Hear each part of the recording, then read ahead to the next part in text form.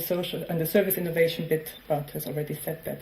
So also just to recap, our point of departure was, so maybe social entrepreneurs have something to say to all of these issues, and maybe we can think of them in terms of lead users for service innovation.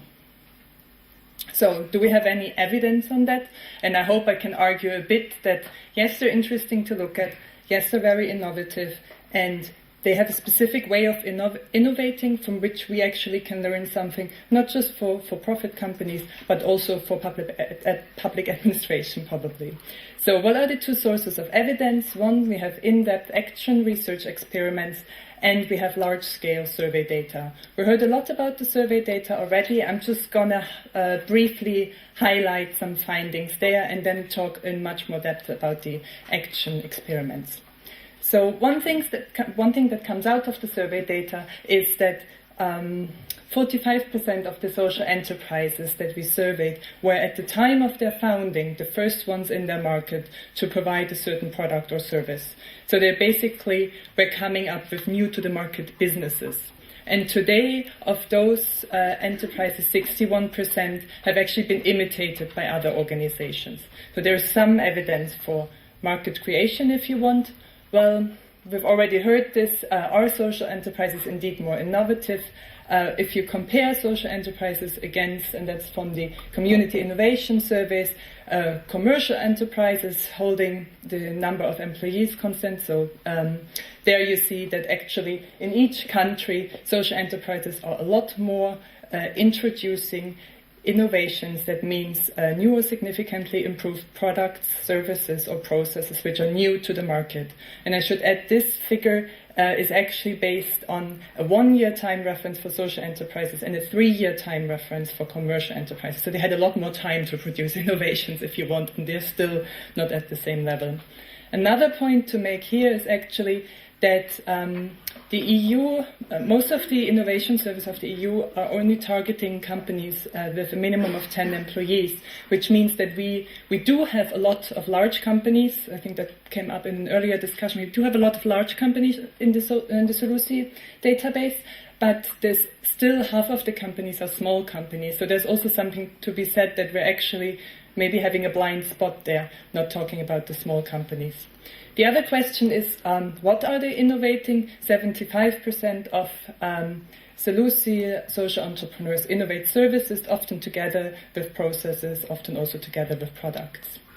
Then you could say, well, maybe commercial enterprises aren't the right comparison. So if social enterprises innovate services, and service innovation is often seen as a domain of the public administration organizations, if you want, so government and its subsidies. And this is data from the EU InnoBarometer, and what you see here is that also if we compare social enterprises against these organizations, again, social enterprises introduce much more radical service innovations. Again, the time difference works actually against social enterprises because it's 1 year for social enterprises and 3 years for public administration.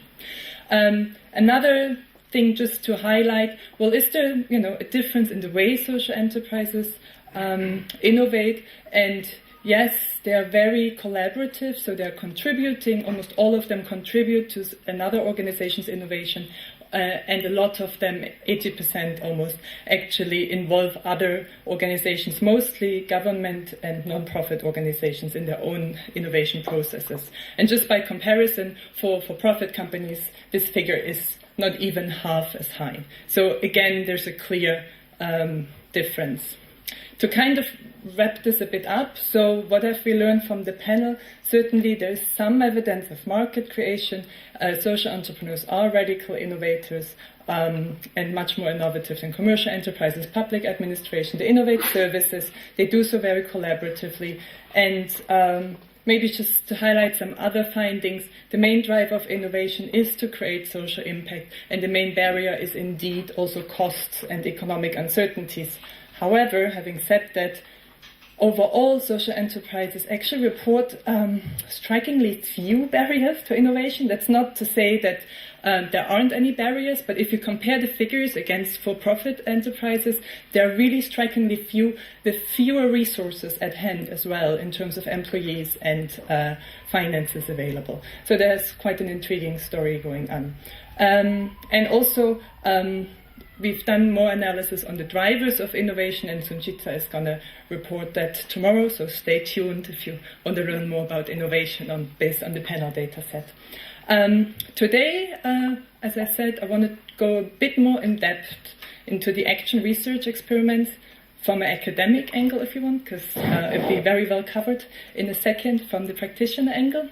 So what we were trying to do there is through a real-time case study, explore how we can link up a large for-profit corporation with social enterprises, and how this link-up can actually result in new social business innovation opportunities for that corporation. So we're trying to bring the knowledge from the social entrepreneurs, if you want, to the corporation and try to influence thereby and spread social business innovation.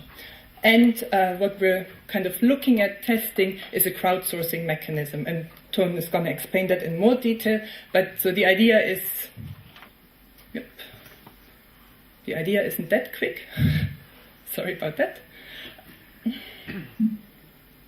Okay, so the idea is open innovation. Basically, in today's very fast-moving competitive markets, companies can almost not afford any longer just to look into their own kind of resources and competences that they have to innovate. They need to draw on the competences outside their organization. And what we're basically proposing is, we know from research that marginal actors might have some very new and different perspective on things, so they might be something to tap into. And as you might have learned by now, social entrepreneurs in some sense are very marginal actors in terms of they're very rare. So the GEM project gives population prevalence estimates between 0.3% and 4.3%, depending on the country. So it's not a large chunk of the adult population that are social entrepreneurs. And our own research shows that they are also very distinct, so very different from the population as such in terms of their values. And let me just touch a bit more on that, because the concept of value is very central to social entrepreneurship. So what are values? And I'm drawing here on a very large established literature that also crosses boundaries, social psychology and sociology. And basically values reflect basic aspects of a person's character. They're desirable, very general goals that people pursue in life. They reflect what's important to people, and basically, because we have very small amount of information processing activity, actually in comparison to what's going on in the world around us, so they kind of focus our attention, because we have to make a choice where we focus our attention to. And over time, because there's a selective information processing, basically, we build more knowledge in areas that are important to us, hence, which we value. Values also influence decision-making guides, and they're very stable but vary across individuals.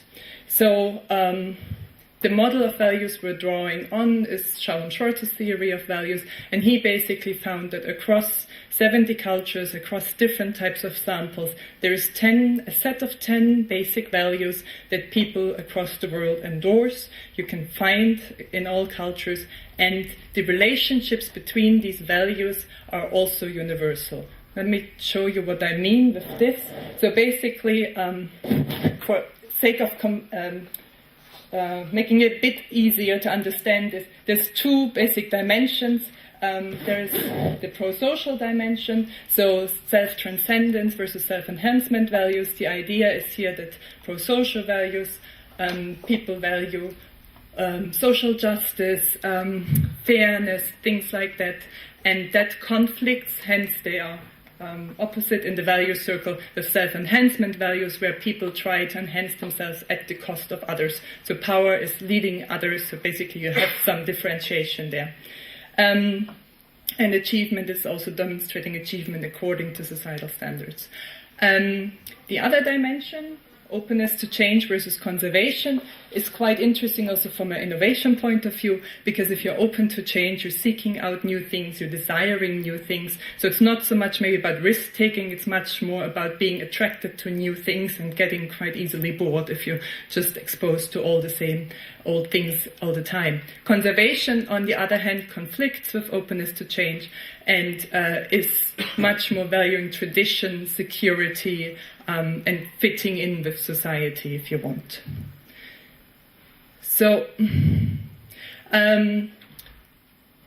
so this is comparing social entrepreneurs' values against population representative samples of employees and of entrepreneurs taken from the European Social Survey. And basically, this goes to show that yes, entrepreneurs are different. They're much, not sure what's going on here.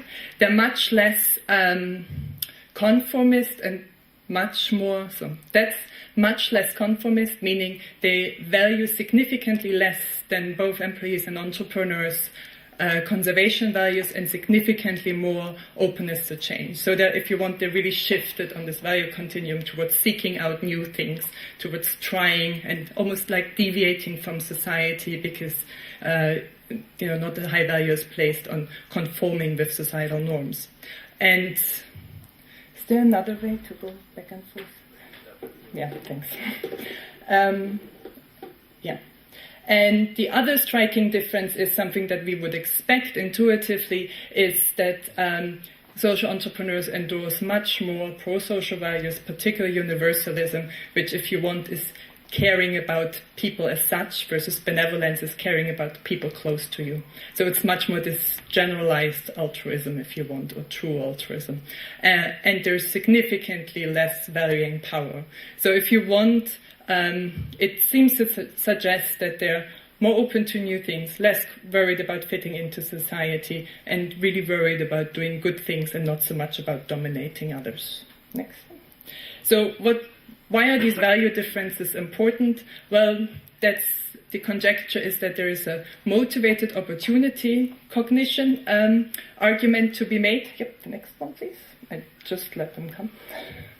And so basically, as I said earlier, as human beings, unfortunately, we are equipped with very limited information processing capacity. So we need to select what we pay attention to, and we select this based on what's important to us, so based on our values.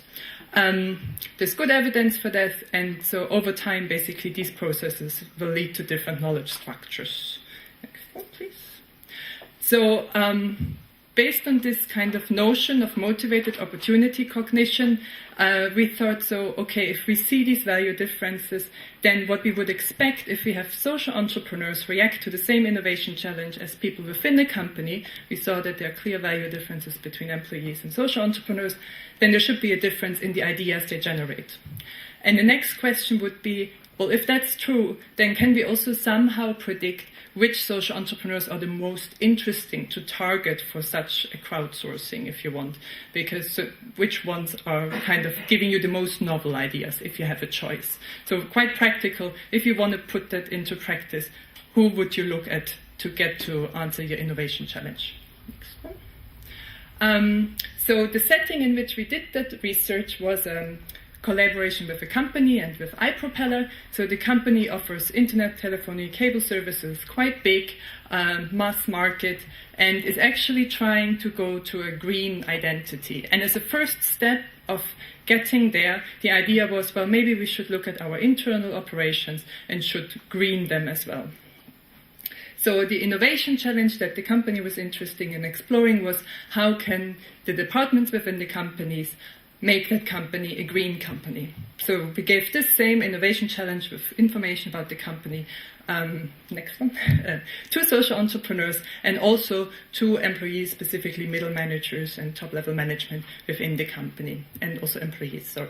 So there was basically an internal crowdsourcing and external crowdsourcing. You see we got 247 ideas from 66 middle managers and employees and 93 ideas from 17 social entrepreneurs. I'm not going to go into the details due to time. And what we've done is, so we shifted through all these ideas, applied a grounded theory approach, really trying to get a sense what's in the data, so staying very close, trying to leave all our preconceptions behind. And we had 2 people independently go through all these ideas and really kind of explore what's in there. And what we found was that there's one, you can kind of nicely cluster these ideas according to the area they target for greening, will become